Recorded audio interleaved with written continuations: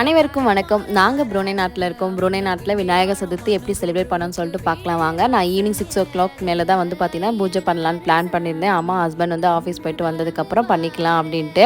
அதுக்கப்புறம் வந்து பார்த்தீங்கன்னா 3 மேலே தான் பிரசாதம் எல்லாமே செய்ய ஸ்டார்ட் பண்ணேன். எல்லாம் செஞ்சு முடிச்சதுக்கப்புறமா மஞ்சள் விநாயகர் வந்து ரெடி பண்ணிகிட்டு இருந்தேன். ஆமாங்க, நான் வந்து வருஷம் வந்து பார்த்தீங்கன்னா மஞ்சள் விநாயகர் பண்ணி தான் வந்து சாமிக்கு பூஜை பண்ணுவேன் நான். இதுவே நம்ம நாடாக இருந்துச்சுன்னா அழகாக களிமண்ணில் செஞ்ச விநாயகர் எல்லாமே சேல் பண்ணுவாங்க. இல்லையா நம்மளே களிமண் எடுத்து விநாயகர் செஞ்சு அதுக்கு எருக்கம்பூ மாலையெல்லாம் போட்டு அழகாக பூஜை பண்ணலாம்.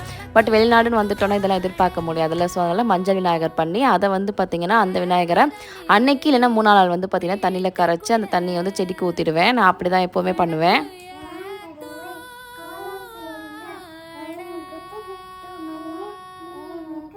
நான் விநாயகர் சதுர்த்திக்காக சக்கரை பொங்கல், சுண்டல், அப்புறம் 3 வகையான கொழுக்கட்டை எல்லாமும் பண்ணி சாமி கும்பிட்டோம் நாங்கள். நான் பண்ண மஞ்சள் விநாயகர் எப்படி இருந்தாருன்னு மறக்காமல் கமெண்ட்டில் சொல்லுங்கள்.